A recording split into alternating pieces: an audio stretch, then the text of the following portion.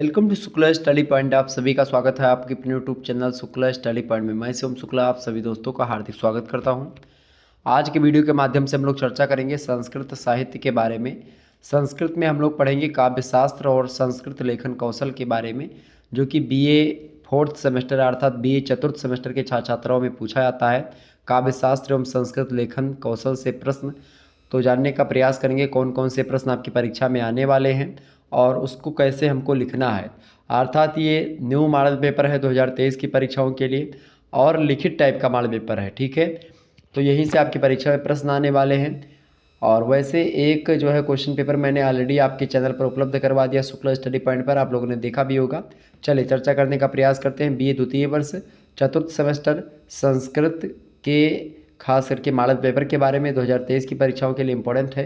काव्य शास्त्र एवं संस्कृत लेखन कौशल 3 खंडों में आपका पेपर बटा हुआ होता है, खंड आ, बा और सा।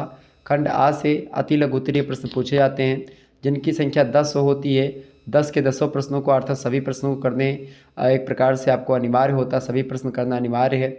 एक प्रश्न का उत्तर आपको 50 शब्दों में लिखना होता है। एक प्रश्न अगर आप 50 शब्दों में अच्छे तरीके से लिखते हैं तो उसके लिए आपको 2 अंक प्रदान किए जाते हैं, ठीक है। खंड बा से लघु उत्तरीय और खंड सा से दीर्घ उत्तरीय टाइप के प्रश्न पूछे जाते हैं और जो लघु उत्तरीय प्रश्न होता है वहीं पर व्याख्या वगैरह भी पूछी जाती है, ठीक है। तो आइए चर्चा करने का प्रयास करते हैं। पहला प्रश्न आपकी एग्जाम में पूछा गया अति लघु उत्तरीय टाइप का प्रश्न है, मतलब पूछा जा सकता है आपकी परीक्षा में। प्रश्न है काव्य शास्त्र परंपरा को कितने युगों में विभक्त किया जा सकता है।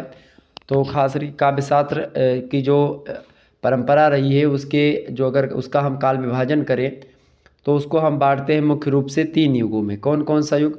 पहला एक तो युग है भाई प्रथम युग जिसको बोलते हैं। प्रथम युग में जैसे जो भामाचार्य हैं, भामाचार्य खास करके 700 ईस्वी से लेकर के उनके पूर्व से लेकर के और जो आरंभ का समय रहा है, मतलब कि जब से काव्यशास्त्र का उदय हुआ तब से लेकर के आचार्य भामा तक यानी भामा आचार्य तक जो है ये प्रथम युग माना जाता है। दूसरा जो युग माना जाता है काव्यशास्त्र परंपरा का वो है मम्मट से लेकर के मम्मट से पहले का यानी स्वतंत्र भावना उद्भावना का जो समय बोला जाता है वहाँ से मतलब मम्मट से पूर्व से लेकर के स्वतंत्र उद्भावना के समय तक, ठीक है। और तीसरा जो काल है वो होता है तृतीय युग। मम्मट के बाद में जो काल रहा है खासकर जिसको सामंजस्य या समन्वय काल कहते हैं तो वो काल, ठीक है। तो इस प्रकार से 3 काल हैं जो मतलब कि 3 युग बांटे जाते हैं काव्यशास्त्र परंपरा के, जो कि मैंने आपको बताया। अलंकार संप्रदाय के प्रवर्तक आचार्य भामा ही हैं, ठीक है, आप सभी को पता होगा। और भामा की रचना है काव्य अलंकार, बड़ी फेमस रचना है, परीक्षा में प्रश्न भी पूछा जाता है। और भी ऑलरेडी मैंने एक चैप्टर नंबर 1 पढ़ाया है, उसमें हमने इन सभी आचार्यों के बारे में विस्तार से चर्चा करी है। अगला क्वेश्चन आपकी स्क्रीन पर आ चुका है। प्रश्न है दूसरा प्रश्न है भामा के काव्य अलंकार पर संक्षिप्त टिप्पणी लिखिए। प्रश्न इंपॉर्टेंट है। काव्य अलंकार किसकी रचना है? भामा की रचना है। भामा कौन है? अलंकार संप्रदाय के प्रवर्तक है। तो प्रश्न उन्हीं की रचना से पूछा गया कि जो भामा का जो काव्य अलंकार रचना है उसके बारे में बताने का प्रयास करें। बात की जाए आचार्य भामा की तो भामा जो हैं ये खास करके अलंकार संप्रदाय के प्रवर्तक हैं और काव्य अलंकार जो है उनका प्रमुख ग्रंथ है। आपको बता दूं प्रथम स्वतंत्र और व्यवस्थित रचना भी भामा की यही है काव्य अलंकार। और बहुत समय तक काव्य अलंकार या अलंकार शास्त्र तथा भामा का नाम निर्देश ही किया जाता रहा, किंतु 20वीं शताब्दी के शुरुआत में आप देखिएगा काव्य अलंकार का प्रकाशन होता है और अलंकार शास्त्र का यह प्रथम ग्रंथ जो है उपलब्ध हो सकता है और इसीलिए भामा को ही हम अलंकार संप्रदाय का प्रणेता स्वीकार करते हैं, ठीक है। भामा की अगर बात की जाए तो भामा का जो काव्य अलंकार है, काव्य अलंकार भामा की अमरता प्रदान करने वाला ग्रंथ है। और जो काव्य अलंकार रचना है ये 6 परिच्छेदों में बटी हुई है, अर्थात मतलब जो भाग होते हैं कांड होते हैं उसी प्रकार से परिच्छेद भी होते हैं। तो 6 परिच्छेदों में जो भामा की रचना है काव्य अलंकार ये बटी हुई है। इसमें आप देखिएगा 400 पद्य लगभग है भामा की रचना में, ठीक है। अनुष्टुप छंद में सारे के सारे जो छंद आपको मिलेंगे पद्य रचना वो मतलब जो पद्य मिलेंगे वो सब अनुष्टुप छंद में लिखे गए हैं। प्रथम परिच्छेद में सर्व को नमस्कार करने के पश्चात आप देखिएगा काव्य के प्रयोजन के बारे में, काव्य के स्वरूप के बारे में और काव्य के भेदों के बारे में इस रचना में बताया गया है।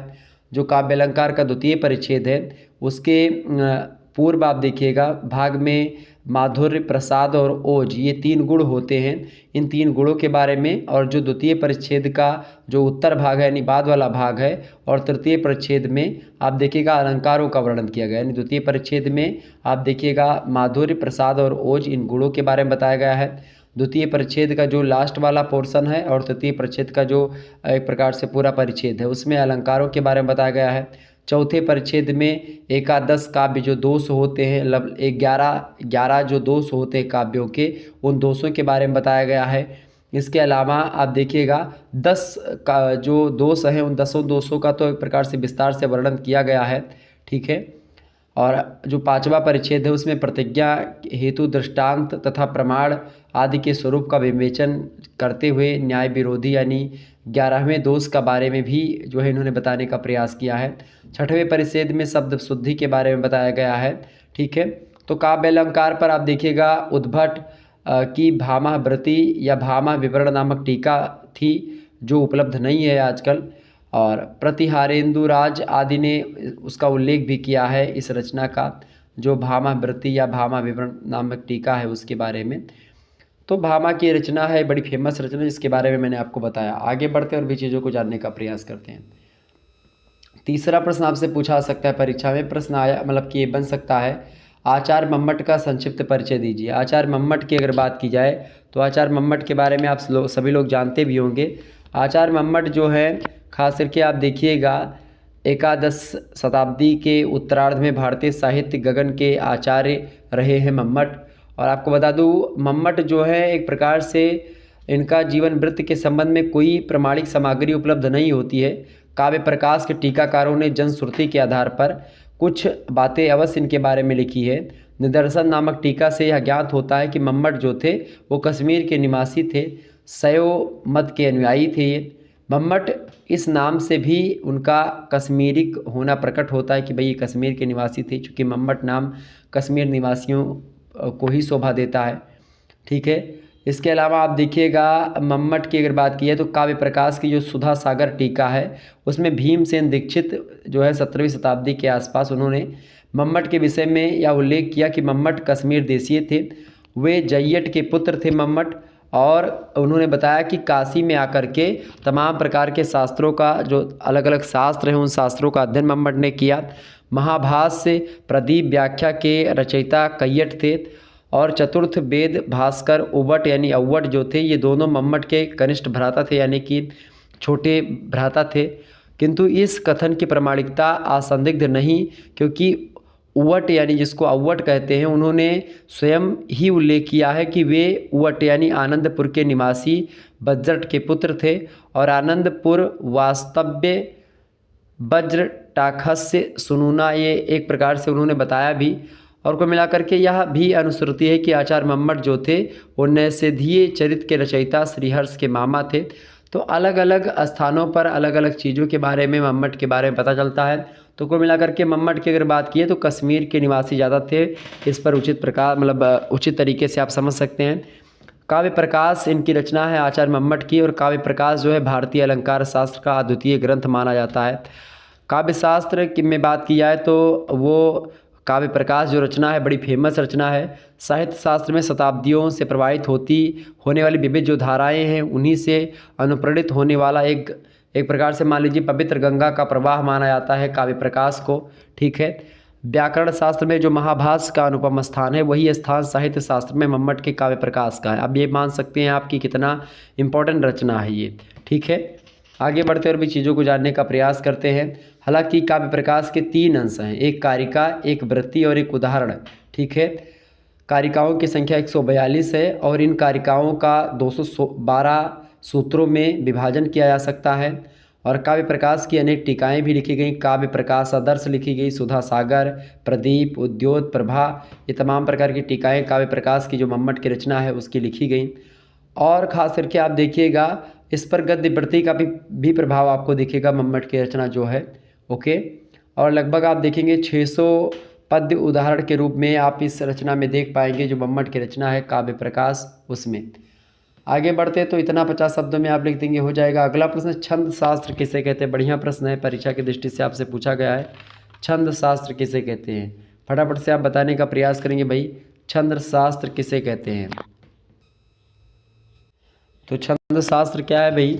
छंद शास्त्र की अगर बात की जाए तो छंद सबसे पहले जानो क्या होता है। छंद जो होता है, छंद का मतलब होता है वाक्य जब मात्रा, वर्ण और यति आदि के नियमों से युक्त होने लगता है या होता है तो उसी पद्य को या उसी पद्य रचना को हम छंद कहते हैं।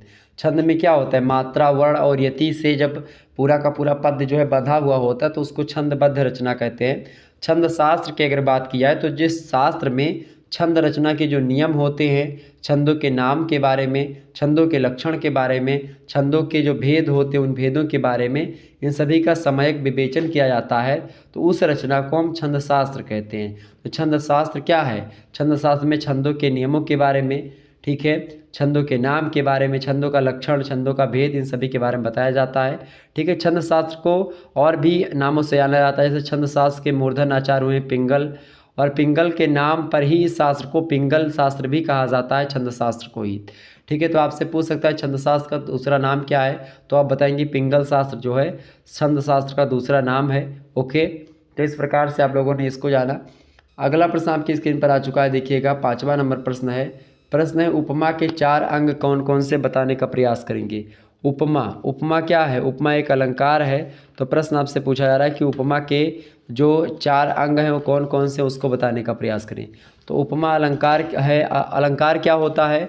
वे धर्म जिनसे क्या होता है, काव्य की शोभा बढ़ते हैं, यानी काव्य की शोभा बढ़ाने वाले तत्वों को हम क्या कहते हैं? अलंकार कहते हैं। और अलंकार के 3 भेद होते हैं। एक शब्दालंकार होता है जो शब्दों की शोभा को बढ़ाता है, एक अर्थालंकार होता है जो अर्थों में एक प्रकार से शोभा बढ़ाता है, और एक होता है उभय अलंकार, यानी शब्द और अर्थ दोनों में होता है। ठीक है, तो इसी प्रकार से उपमा अलंकार भी होता है, अनुप्रास है, रूपक है, ठीक है, ये सब अलंकार, संदेह, भ्रांतिमान है, विशेषोक्ति अलंकार, ये सब है। उपमा अलंकार के 4 अंग पूछे जा रहे हैं। तो 4 अंगों की अगर बात की जाए, देखिए पहला अंग होता है उपमा का उपमेय, दूसरा होता है उपमान, ठीक है, तीसरा होता है समान धर्म, और चौथा होता है उपनाम। तो एक प्रकार से ये होता है उपमा के 4 अंग। उपमा एक प्रकार से उपमेय जो होता है, एक प्रकार जिसको दिखाया जाता है। उपमेय, उपमान माने होता है जिसको देखा जाता है, मतलब जिसकी तुलना की जाती है। तो उपमान, उपमेय, समान धर्म, उपमान, ये सब एक प्रकार से क्या है, उपमा के 4 अंग होते हैं। और भी प्रश्न आपसे पूछा सकता है। ठीक है, अच्छा ये बताइए उपमा अलंकार किसे कहते हैं। तो उपमा और उपमेय के प्रस्फुट और मनोरम साम्य को उपमा अलंकार कहते हैं। रूपक अलंकार जहाँ पर उपमेय और उपमान में आभेद प्रदर्शित होता है या आभेद रहित आरोप होता है, वहाँ पर रूपक अलंकार होता है। अनुप्रास अलंकार की बात की जाए तो स्वरों में समानता ना होते हुए भी समान व्यंजनों अथवा वर्णों का बार बार आना, अर्थात जो व्यंजन वर्णों की आवृत्ति लगातार होती है, ऐसे अलंकार को अनुप्रास अलंकार कहते हैं। ठीक है, समझ में आ रही चीज़ें। आगे देखते हैं, समझने का प्रयास करते हैं। अगला प्रश्न 6ठा नंबर प्रश्न है, यमक और श्लेष अलंकार में अंतर बताइए। बढ़िया प्रश्न है परीक्षा की दृष्टि से। यमक और श्लेष अलंकार में क्या अंतर है? तो यमक अलंकार की अगर बात की जाए तो यमक अलंकार वह होता है जिसमें सार्थक और परस्पर भिन्न भिन्न अर्थ वाले स्वर जो होते हैं, व्यंजन जो होते हैं, समूह की एक ही क्रम में आवृत्ति होती है, उनको बोलते हैं यमक अलंकार। ठीक है, श्लेष अलंकार जो होता है श्लिष्ट पदों अर्थात अनेक अर्थ वाले पदों के द्वारा जब अनेक अर्थों को कहा जाता है तो उसको श्लेष अलंकार कहते हैं। ठीक है, अंतर ये है दोनों में कि यमक अलंकार और श्लेष अलंकार शब्दालंकार ही हैं दोनों, और इसमें जो कुछ भी वर्णन होता है या अंतर होता है उसका माध्यम है शब्द, और शब्दों की वर्णन चातुर्यता से ही अलंकारों में चमत्कार उत्पन्न होता है। जब एक शब्द जो होता है एक से अधिक बार आए और उसका अर्थ जो होता है अलग अलग होता है, तब वहाँ पर यमक अलंकार होता है।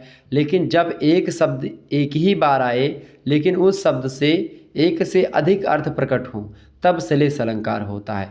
जैसे कि आप देखते हैं, रहमन पानी राखिए बिन पानी सब सून, जो है पानी गए नौ बरे मोती मानुष शून, इस प्रकार से।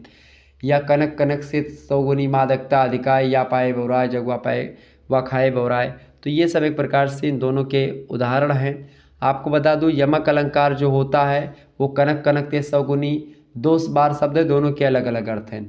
लेकिन रहमन पानी राखी बिन पानी सब सून, पानी गए न उबरे मोती मानुष शून, यहाँ पर आपको श्लेष अलंकार दिखेगा। ठीक है, समझ गई चीज़ें। अच्छा, यही चीज़ संस्कृत में होती है। आगे देखते हैं अगला प्रश्न। 7वां प्रश्न आपकी स्क्रीन पर आ चुका है। विभावना और विशेषोक्ति अलंकार में क्या अंतर होता है, स्पष्ट कीजिए। तो विभावना अलंकार जो होता है वह अलंकार होता है जिसके कारण क्या होता है, जिसके कारण के अभाव में भी कार्य की उत्पत्ति का वर्णन कहा जा सकता है, उसको विभावना अलंकार कहते हैं। विभावना अलंकार में कार्य की उत्पत्ति पाई जाती है। विभावना का चमत्कार कार्य उत्पत्ति वाले अंश में होता है। और विशेषोक्ति की अगर बात की जाए तो विशेषोक्ति अलंकार जो होता है जिसे कारण के सद्भाव में कार्य का अभाव का वर्णन किया जाता है। विशेषोक्ति अलंकार में कार्य होते हुए भी कार्य की उत्पत्ति नहीं होती है। और विशेषोक्ति अलंकार का चमत्कार कार्य के अभाव वाले अंश में होता है। तो ये दोनों में थोड़ा सा अंतर हो गया। आगे देखते हैं, अगला प्रश्न आपकी स्क्रीन पर आ चुका है। 8वां नंबर प्रश्न आप देखिएगा। छंद शास्त्र के अनुसार लघु स्वर बताइए। छंद शास्त्र के अनुसार लघु स्वर कितने होते हैं भाई, फटाफट से आप बताने का प्रयास करेंगे। तो छंद शास्त्र के अनुसार जो लघु स्वर होते हैं, देखिए लघु स्वर में जो आता है छंद शास्त्र के अनुसार, देखिए पहला शब्द जो है वो आ भी लघु स्वर है। इसके अलावा दा, ये भी लघु स्वर है। इसके अलावा छोटा ऊ, ये भी लघु स्वर है। ठीक है, इसके अलावा री जो होता है ये भी लघु स्वर में ही आता है छंद शास्त्र के अकॉर्डिंग। और जो लू होता है इस प्रकार का। ठीक है, तो ये 5 जो हैं लघु स्वर माने जाते हैं। ठीक है, और ये अलग से प्रयुक्त हों तो लघु माने जाएंगे। तो ये 5 लघु स्वर होते छंद शास्त्र में, ये बात ध्यान रखिएगा। ओके, अच्छा, जाति छंद किसे कहते हैं? तो मात्रा की गिनती के अनुसार लिखे गए छंद जो होते हैं जाति छंद कहलाते हैं। ठीक है, जाति छंद के अन्य नाम ऐसे मात्रा छंद या मात्रा वृत्त, इन सभी के नामों से भी जाति छंद को जाना जाता है। वृत्त छंद क्या होता है? अक्षरों की गणना के अनुसार लिखा गया छंद वृत्त छंद कहलाता है। इसको वर्ण वृत्त भी कहा जाता है। ठीक है, ये बात ध्यान रखिएगा। छंद शास्त्र के सबसे प्राचीन आचार्य जो हैं उनका नाम है पिंगल। ठीक है, इसीलिए छंद शास्त्र का जो एक प्रकार से जो अगला नाम कहा जाता है उसको पिंगल शास्त्र भी कहा जाता है। ठीक है, समझ में आ गई चीज़ें, आगे बढ़ते हैं। 9वां क्वेश्चन आप देखिएगा। प्रश्न है अमर कोश तथा मेदिनी कोश के अनुसार छंदस के अर्थ बताइए। तो अमर कोश और मेदिनी कोश के अनुसार छंदस का मतलब होता है, देखिए अमर कोश और मेदिनी कोश के अनुसार छंद के 4 अर्थ होते हैं। पहला अर्थ होता है भाई क्या? पद्य। छंद माने होता है पद्य। दूसरा अर्थ होता है अभिलाषा। तीसरा मतलब होता है छंद का भेद। और चौथा मतलब होता है स्वच्छंदता। तो अमर कोश और मेदिनी कोश में छंद के जो अर्थ बताए गए हैं, जो 4 अर्थ बताए गए, पहला अर्थ है पद्य, दूसरा है अभिलाषा, तीसरा है वेद और चौथा है स्वच्छंदता। तो ये छंदस के अर्थ होते हैं। छंद जो होती है वाक्य मात्रा या वाक्य जब मात्रा वर्ण यति आदि के नियमों से युक्त हो जाता है, कोई भी सेंटेंस कोई भी वाक्य, तो वही पद रचना जो होती है वो छंद कहलाती है। ये बात ध्यान रखेंगे। आगे देखते हैं अगला प्रश्न। अगला प्रश्न यानी 10वां क्वेश्चन आपकी स्क्रीन पर आ चुका है। साहित्य दर्पण में कितने परिच्छेद हैं? फटाफट से आप बताने का प्रयास करेंगे। साहित्य दर्पण जो है एक रचना है, किसकी रचना है? आचार्य विश्वनाथ की रचना है साहित्य दर्पण। और साहित्य दर्पण की अगर बात की जाए तो उसमें कितने परिच्छेद है भैया? 10 परिच्छेद है। तो इस प्रकार से आपसे प्रश्न पूछा सकता है। ओके, तो साहित्य दर्पण जो है वो कितने भाई? साहित्य दर्पण में 10 परिच्छेद है। और साहित्य दर्पण जो है वो आपके पाठ्यक्रम में संकलित भी है। अभी हम उसके एकाध व्याख्या को समझने का प्रयास करते हैं। ठीक है, व्याख्या हमने इसकी रखी है एकाध श्लोक की, अभी चर्चा करेंगे। केवल 5 प्रश्न के उत्तर आपको देने होते हैं खंड बा से। 200 शब्दों में एक प्रश्न का उत्तर आपको लिखना होता है। ये बात थोड़ा सा ध्यान रखिएगा, परीक्षा के दृष्टि से आपके इम्पोर्टेंट है। और केवल 5 ही प्रश्न के उत्तर करने हैं। 8 क्वेश्चन आपको दिए जाते हैं यहाँ पर। पहला प्रश्न आप देखिएगा। प्रश्न है आचार्य दंडी का संक्षिप्त परिचय दीजिए। आचार्य दंडी की अगर बात की जाए, दंडी भी एक प्रकार से बड़े फेमस विद्वान माने जाते हैं काव्यशास्त्र में। ठीक है, दंडी की अगर बात की जाए तो आचार्य दंडी कुछ अंशों में रीति संप्रदाय के उद्धारक माने जाते हैं। और रीति बामन एक प्रकार से खास करके दंडी जो है वो रीति संप्रदाय के उद्भावक तो हैं ही, लेकिन रीति संप्रदाय जो है बामन, आचार्य बामन ने उसका प्रणयन किया। और आंशिक रूप से अलंकार संप्रदाय के भी पोषक माने जाते हैं आचार्य दंडी। तो दंडी जो है रीति संप्रदाय और अलंकार संप्रदाय दोनों से थोड़ा बहुत जुड़ाव रखने वाले व्यक्ति हैं। अवंती सुंदरी कथा के अनुसार उसके आधार पर ये महाकवि भारवी के प्रपौत्र थे और पल्लव नरेश की राजसभा में सुखपूर्वक अपना जीवन व्यतीत किया करते थे दंडी जी। किंतु भारवी और दंडी के इस संबंध को अब सर्वसम्मत नहीं माना जाता है, क्योंकि भारवी के मित्र दामोदर को इनका पिता मतलब पितामह माना जाता है। और इनकी रचनाओं से यह भी प्रतीत होता है कि ये दक्षिणात्य थे। यद्यपि दंडी का समय निश्चित नहीं है, तथापि विद्वानों ने इनकी पूर्व सीमा में शूद्रक तथा बाणभट्ट को निर्धारित किया है, क्योंकि इन्होंने एक प्रकार से मृक्षकटिकम का एक शब्द है, उसमें कहा गया लिम पतियु तमो अंगानी।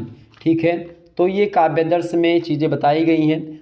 इनकी रचना में बाणभट्ट के भावों की छाया भी परिलक्षित होती दंडी के।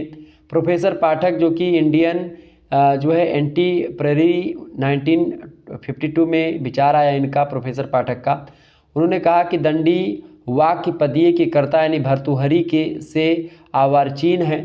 डॉक्टर बेलवालकर महोदय ने दंडी का समय जो बताया है वो 7वीं शताब्दी बताया है।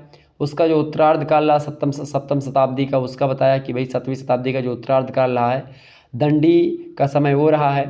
9वीं शताब्दी के ग्रंथों में आप देखिएगा, जो 9वीं शताब्दी के ग्रंथ मिले हैं संस्कृत के, उसमें दंडी का नाम उल्लेख प्राप्त होता है।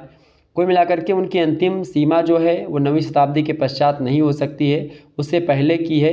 यद्यपि मैक्स मूलर, मैक्स वेबर और मैकडनल इत्यादि विद्वानों ने क्या किया है, उन लोगों ने दंडी का समय 6वीं शताब्दी स्वीकार किया है और नवीन विवेचना के अनुसार 7वीं शताब्दी का जो उत्तरार्ध काल रहा है वो दंडी का समय रहा है।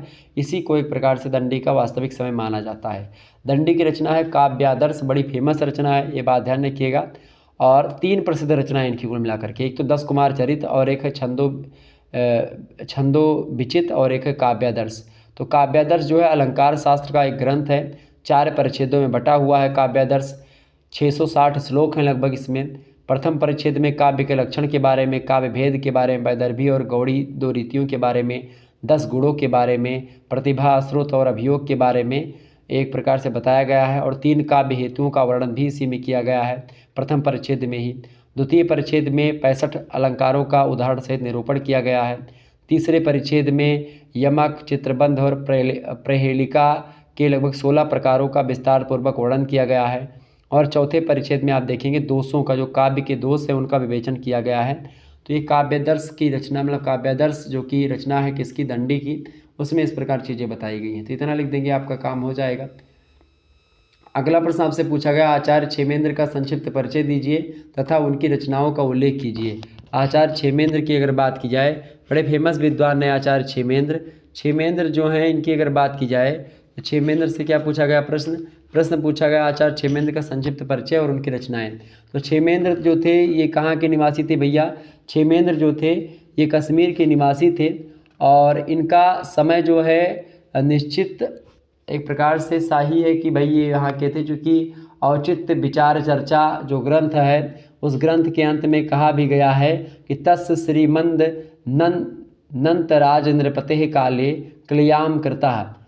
उसमें बताया गया कि भाई जो है कवि कंठाभरण के अंत में भी बताया गया चीज़ें, यानी कश्मीर नरेश अंतराज का समय जो है 1028 से लेकर के 1063 है।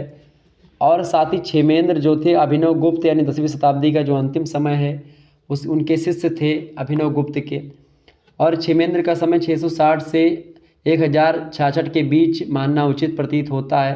क्षेमेंद्र के अनेक ग्रंथों की रचना क्षेमेंद्र ने करी है, जैसे कि भारत मंजरी की रचना करी इन्होंने, बृहद कथा मंजरी की रचना करी, सुत्त तिलक भी इन्हीं की रचना है। और जो सुब्रत तिलक जो रचना है इनकी, सुब्रत तिलक जो रचना है वो छंद शास्त्र विषय की एक बहुत बड़ा ग्रंथ माना जाता है, जिसमें छंदों का रोचक शैली में विवेचन किया गया है। औचित्य विचार चर्चा और कवि कंठाभरण जो है उनकी साहित्य शास्त्र विषयक रचनाएं हैं। औचित्य विचार चर्चा में औचित्य की विशद विवेचना की गई है और क्षेमेंद्र के जो कारिकाएँ हैं और जो वृत्तियाँ हैं वो इसमें बताई गई हैं। विविध ग्रंथों से उद्धृत अनेक उदाहरण भी हैं।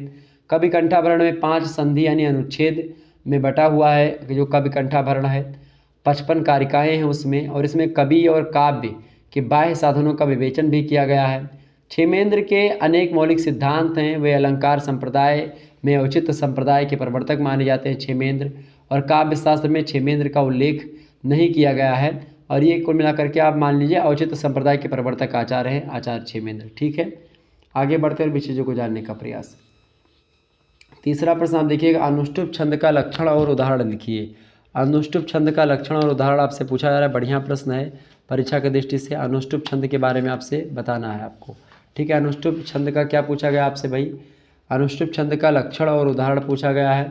अनुष्टुप छंद की अगर बात की जाए तो अनुष्टुप छंद का जो लक्षण है देखिए, अनुष्टुप छंद जो है देखिए, सबसे पहला ला और लगल।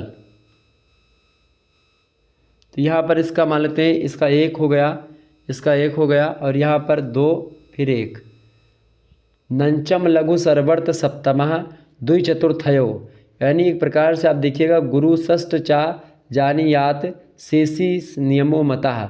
लक्षण इसका ये है अनुष्टुप छंद का कि जिस छंद के प्रथम और तृतीय चरण में पांचवा अक्षर लघु होता है और द्वितीय और चतुर्थ यानी चौथा चरण में जो पांचवा लघु अक्षर जो पांचवा होता है वो लघु होता है, छठवां गुरु होता है, सातवां लघु होता है, उसे अनुष्टुप छंद कहते हैं। तो जिस छंद में क्या होता है, प्रथम और तृतीय चरण में पांचवा अक्षर लघु होता है, द्वितीय एवं चौथे चरण में पांचवा अक्षर लघु होता है, छठवां अक्षर गुरु होता है, सातवां फिर लघु होता है, उस प्रकार के छंद को हम अनुष्टुप छंद कहते हैं। उदाहरण के स्वरूप आप देखिएगा, लक्षणगत उक्त गद्य के प्रत्येक चरण में पांचवा अक्षर आप देखिएगा जो है वो क्या है, लघु है, और द्वितीय तथा चतुर्थ चरण में छठा अक्षर जो है वो गुरु है। तो इस प्रकार से जिस छंद के प्रथम और तृतीय चरण में जो पांचवा अक्षर होगा वो लघु होगा, दूसरे और चौथे चरण में पांचवा अक्षर लघु होगा, छठा अक्षर गुरु होगा, फिर सातवां लघु होगा, उसको अनुष्टुप छंद बोलेंगे। ठीक है, आगे बढ़ते हैं। चौथा प्रश्न आपकी स्क्रीन पर आ चुका है, देखेंगे प्रश्न, छंद शास्त्र के प्रमुख आचार्यों का उल्लेख कीजिए। छंद शास्त्र के जो प्रमुख आचार्य हैं उनके बारे में आपसे प्रश्न पूछा जा रहा है। छंद शास्त्र के प्रमुख आचार्यों में अगर बात की जाए तो सबसे प्राचीन आचार्य छंद शास्त्र के कौन है, पिंगल है। पिंगल की बात की है तो इनका समय ईसा पूर्व की अनेक सदी पहले का माना जाता है, और इनको पिंगल मुनि या पिंगल नाग या पिंगल आचार्य कई नामों से जाना जाता है पिंगल मुनि को। और इनके द्वारा जो विरचित ग्रंथ है उसको पिंगल सूत्र या छंद शास्त्र के उपलब्ध ग्रंथों में अधिक प्राचीन माना जाता है, और सबसे एक प्रकार से जो पुराना ग्रंथ है ये इन्हीं का है, पिंगल का। और पिंगल के परवर्ती आचार्यों में कालिदास हुए हैं जो कि छंद शास्त्र के प्रणेता रहे हैं, क्षेमेंद्र हैं, केदार भट्ट हैं, गंगाधर है, ये लोग बड़े फेमस आचार्य हैं छंद शास्त्र के। ठीक है, कौन कौन, कालिदास, क्षेमेंद्र, केदार भट्ट और गंगाधर। कालिदास ने श्रुतबोध लिखा, क्षेमेंद्र की रचना है सुब्रत तिलक, केदार भट्ट की रचना है व्रत रत्नाकर, और गंगादास की रचना है छंदो मंजरी। ये सारी रचनाएं छंद शास्त्र से ही रिलेटेड हैं, ये बात ध्यान रखिएगा। ठीक है, आगे बढ़ने का प्रयास किया जाए। चलिए, अगला क्वेश्चन आपकी स्क्रीन पर आ चुका है, यहाँ पर देखेंगे ये थोड़ा सा व्याख्या है, और व्याख्या जो है ये एक प्रकार से किससे है व्याख्या भाई, ये व्याख्या जो दी गई है ये साहित्य दर्पण से दी गई है, ये बात ध्यान रखिएगा। चर्चा करने का प्रयास, साहित्य दर्पण से आपसे परीक्षा में प्रश्न पूछा जाता है। साहित्य दर्पण में क्या दिया गया है भाई, ये देखिए, साहित्य दर्पण जो है आचार्य विश्वनाथ की रचना है, तो वहाँ से आपकी परीक्षा में व्याख्या को लेकर के प्रश्न आएगा। देखेंगे, धर्म अर्थ काम मोक्षेषु वैक्षण्यम कलासु च करोति कीर्ति प्रीतिंचि साधु काव्यम निषेवणम। यानी कि कह रहा है यहाँ पर, इसका अनुवाद क्या होगा, सबसे पहले यानी कि भाई ये कहाँ से लिया गया है, तो इसको बात की जाए, अगर इसका अनुवाद करने को लेकर के प्रश्न पूछा जाएगा तो ये साहित्य दर्पण के प्रथम परिच्छेद से लिया गया है। और इसके रचयिता कौन है, साहित्य दर्पण के रचयिता कौन है, तो आचार्य विश्वनाथ इसके रचयिता हैं, 10 परिच्छेदों में बटा हुआ है। ठीक है, तो अनुवाद इसका एक कहा भी गया कि अच्छे काव्य की सेवा जो होती धर्म अर्थ और काम और मोक्ष तथा कलाओं में विशिष्ट ज्ञान कीर्ति और आनंद देता है। मतलब अच्छा काव्य जो होता है उसकी सेवा धर्म अर्थ काम और मोक्ष तथा कलाओं में विशिष्ट ज्ञान कीर्ति एवं आनंद देता है, अगर अच्छा काव्य होगा तो। आगे इसकी व्याख्या भी आप लिख सकते हैं, इसीलिए तो कहा गया कि सत्य काव्य का अनुशीलन अथवा निर्माण एक ऐसी वस्तु है जिससे धर्म अर्थ और काम मोक्ष का तात्विक ज्ञान हुआ करता है, कलाओं में व्युत्पत्ति बढ़ा करती है, विदग्ध अथवा सहृदय होने का सुयश मिला करता है, उसकी प्राप्ति हुआ करती है, जिसे हृदय का आह्लाद कहा जाता है। तो ये एक प्रकार से इस श्लोक का अर्थ हुआ, और मतलब अनुवाद जो है डायरेक्ट अनुवाद है, और ये व्याख्या है इसका। ठीक है, तो अच्छे काव्य की एक प्रकार से क्या होता है, धर्म अर्थ काम और मोक्ष और कलाओं में विशिष्ट ज्ञान कीर्ति एवं आनंद देता है, जो भी अच्छा काव्य होता है। तो ठीक है, ये दिया गया। अच्छा, यहाँ पर एक चीज़ और आपसे परीक्षा में प्रश्न पूछा जाता है, ठीक है। यहाँ पर आप देखिएगा, प्रश्न आपसे क्या पूछा जाता है भाई, प्रश्न आपसे पूछा जाता है कि भाई कुछ आपको दिया जाता है श्लोक और उसमें पूछा जाता है प्रश्न संस्कृत में।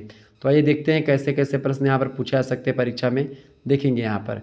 जैसे उदेति सविता ताम्रः एव अस्तमेति चा संपत्तो चा विपत्तो चा महता मेक रूपता। इसका मतलब होता है उदेति सविता, मतलब जो सूर्य भगवान होते हैं, सविता माने सूर्य, तो जब वो उदय होते हैं, ताम्र एव अस्त में तिचा, यानी कि जब वो अस्त होते हैं और उदय होते हैं, दोनों में कैसे होते हैं, एक समान होते हैं। ताम्रः संपत्तो चा विपत्तो चा महताम एक रूपता। जिस प्रकार से भगवान सूर्य जब उदय होते तो भी लाल होते हैं, अस्त्र होते तो भी ताम्र यानी लाल ही होते हैं।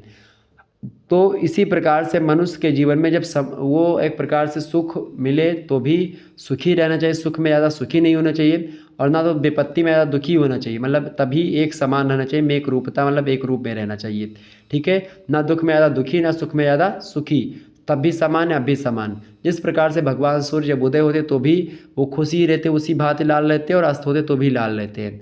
यहाँ से प्रश्न पूछा गया, देखिए पहला प्रश्न यहाँ से बना कि अस्य पदस्य शीर्षकः लिखता है, संस्कृत में है ये, तो बताएं ये संस्कृत में आपको लिखना है कि भाई अस्य पदस्य शीर्षका लिखता, मतलब इस जो संस्कृत में लिखा गया जो ये श्लोक है ये किस शीर्षक से उद्धृत है। तो ये जो शीर्षक है इसका ये है महताम चरितम।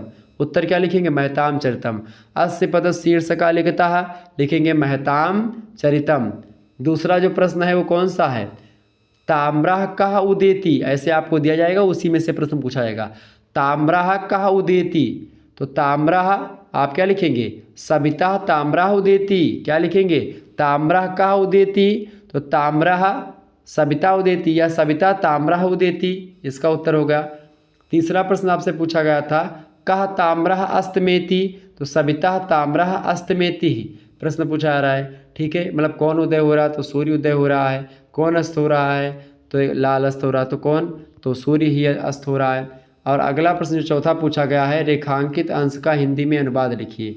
रेखांकित अंश कौन सा है, संपत्तो च विपत्तो च महताम एक रूपता।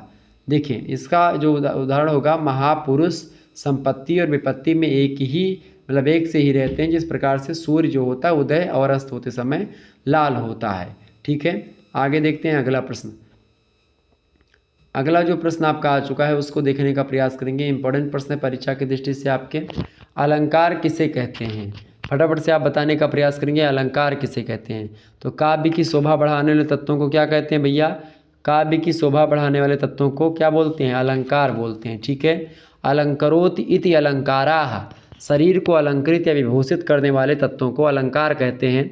जिस प्रकार कटक कुंडलादि आभूषण शरीर को सुशोभित करते हैं, उसी प्रकार काव्य में अनुप्रास, उपमा, रूपक आदि काव्य के शरीरभूत शब्द और अर्थ को अलंकृत करते हैं। अलंकार जो होते हैं ये खास करके उत्कर्ष धायक तत्व होते हैं और एक प्रकार से काव्य को पढ़ने के लिए एक प्रकार से बहुत अच्छा महसूस करवाते हैं। आपको बता दूं, जो स्त्री और पुरुष अलंकार से विहीन होता है वह भी मनुष्य है, परंतु जो अलंकार से युक्त होता है वह उत्साहवर्धक होता है, उत्साहदायक होता है, उसको देखने का मन करता है। जो बढ़िया तरीके सजा बजा रहता है उसको देखने में वह अच्छा लगता है। और मनुष्य तो सभी हैं, लेकिन जो अच्छा कपड़ा पहनता है, अच्छा सजा बजा, अच्छी क्रीम पाउडर लगाया है वो ज़्यादा अच्छा लगता है, और जो कम लगाता है वो कम अच्छा लगता है। तो यही होता है अलंकार। अलंकार जो होता है काव्य की शोभा बढ़ाता है, ठीक है। ध्यान, आचार्य विश्वनाथ कहते हैं कि शब्दार्थ योर स्थिरा ये धर्मः शोभातिशायनः रासा दीनु दीन नृप कुर्वन्तो अलंकारास्ते अंगदा दिवतः। यानी कि अलंकार शब्द और अर्थ के उन अस्थिर धर्मों को कहते हैं जो मनुष्य के शरीर की शोभा बढ़ाने वाले बाजूबंद यानी जो बाजूबंद होते हैं आदि अलंकारों के समान काव्य के शरीरभूत शब्द एवं अर्थ की शोभा बढ़ाया करते हैं। और काव्य के आत्मभूत तत्व अलंकार जिसको बोलते हैं रस भाव के अभिव्यंजन में सहायक होते हैं। मतलब काव्य को एक प्रकार से पढ़ने में अच्छा लगता है, पाठक उसको पढ़ता है अच्छे तरीके से, तो ये होते हैं अलंकार। अगला प्रश्न आप देखिएगा, प्रश्न 6 नंबर प्रश्न है, उपमा और उत्प्रेक्षा में क्या अंतर है स्पष्ट कीजिए। उपमा और उत्प्रेक्षा अलंकार हैं, इनमें अंतर पूछा जा रहा है। तो उपमा अलंकार में उपमान, उपमेय, साधारण धर्म या सादृश्य और उपमावाचक शब्द, ये चारों का उपयोग होता है उपमा अलंकार में। और इन उपमान और उपमेय के समान धर्म के संबंध का वर्णन जो होता है वो उपमा अलंकार में किया जाता है। जबकि उत्प्रेक्षा अलंकार की बात की जाए तो प्रकृत अर्थात वर्ण उपमेय को सम अर्थात उपमान के साथ संभावना उत्प्रेक्षा कहलाती है। अंतर ये दोनों में कि उपमा और उत्प्रेक्षा का अंतर करना कहीं कहीं पर क्लिष्ट भी हो जाता है और इसीलिए कुछ विशेष ध्यान देने की आवश्यकता होती है। तो आइए पहचानने का प्रयास करते। पहला पॉइंट ये है, जैसे मन्ये षड्के ध्रुव प्रायः न्यूनम, ये उत्प्रेक्षवाचक शब्द है। जैसे कि मन्ये षड्के ध्रुव प्रायः न्यूनम, ये सब क्या है, ये उत्प्रेक्षा अलंकार के शब्द हैं। जैसे हिंदी में आप उत्प्रेक्षा मनु मानो जन जानो कहते हैं, उसी प्रकार संस्कृत में मन्ये षड्के ध्रुव प्रायः न्यूनम, ये सब क्या है, उत्प्रेक्षावाचक शब्द है और इनका प्रयोग उपमा में नहीं होता है। इसलिए जहाँ पर इन शब्दों का प्रयोग होता है वहाँ पर उत्प्रेक्षा अलंकार स्पष्ट हो जाता है। मन्ये कहीं पर मिले, षड्के कहीं पर मिले, यानी कि जो षड्के मैं बोल रहा हूँ ये सा डा के, ठीक है। ध्रुव प्रायः न्यूनम, ये सब शब्द जो है उत्प्रेक्षा के द्योतक है, ठीक है। दूसरा पॉइंट ये है कि भाई यू शब्द जो है, यू शब्द ऐसा शब्द है जो उत्प्रेक्षा और उपमा दोनों का वाचक है, परंतु इसमें भेदक पहचान यह है कि उत्प्रेक्षा में यू शब्द का प्रयोग क्रिया के मतलब क्रियापद के साथ होता है। यू शब्द का प्रयोग जब क्रियापद के साथ होता है तब उत्प्रेक्षा अलंकार होता है। अगर क्रियापद के साथ नहीं हुआ है इसका मतलब वहाँ पर उपमा अलंकार है, ठीक है। तीसरा पॉइंट पहचान अंतर ये है उत्प्रेक्षा और उपमा में कि जब उत्प्रेक्षावाचक यू पद हो और उसका संबंध क्रियापद के साथ ना होकर किसी अन्य पद के साथ होता है तो उस स्थल पर उत्प्रेक्षा निर्णय करना जरा कठिन हो जाता है। ऐसे स्थलों पर उत्प्रेक्षा का लक्षण विशेष रूप से सहायक होता है और उपमा का प्राण सादृश्य है और उत्प्रेक्षा का प्राण जो है संभावना है। तो इस प्रकार से उपमा और उत्प्रेक्षा में ये अंतर हो गए। इस प्रकार से आप लोगों ने इन प्रश्नों को समझा। अब देखिए दीर्घ उत्तरीय जो प्रश्न होते हैं 500 शब्दों में आपको लिखने हैं, केवल 2 प्रश्न करने होते खंड 7 से। देखिए प्रश्न है, पहला प्रश्न है मेधावी छात्रों को पुरस्कृत करने के संबंध में प्रधानाचार्य को पत्र लिखिए। बढ़िया प्रश्न है। अगला प्रश्न आपसे पूछा गया पर्यावरण संरक्षण पर अनुच्छेद लेखन कीजिए, ये भी इंपॉर्टेंट प्रश्न है। वहीं अगला प्रश्न जननी जन्मभूमि से चा स्वर्गादपि गरीयसी पर संस्कृत भाषा में निबंध लिखिए।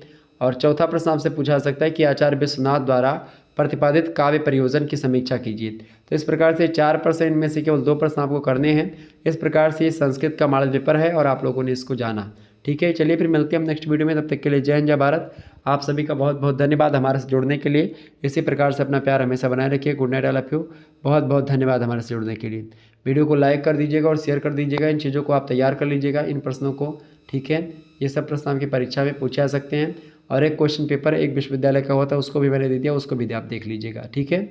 धन्यवाद। Good night all of you.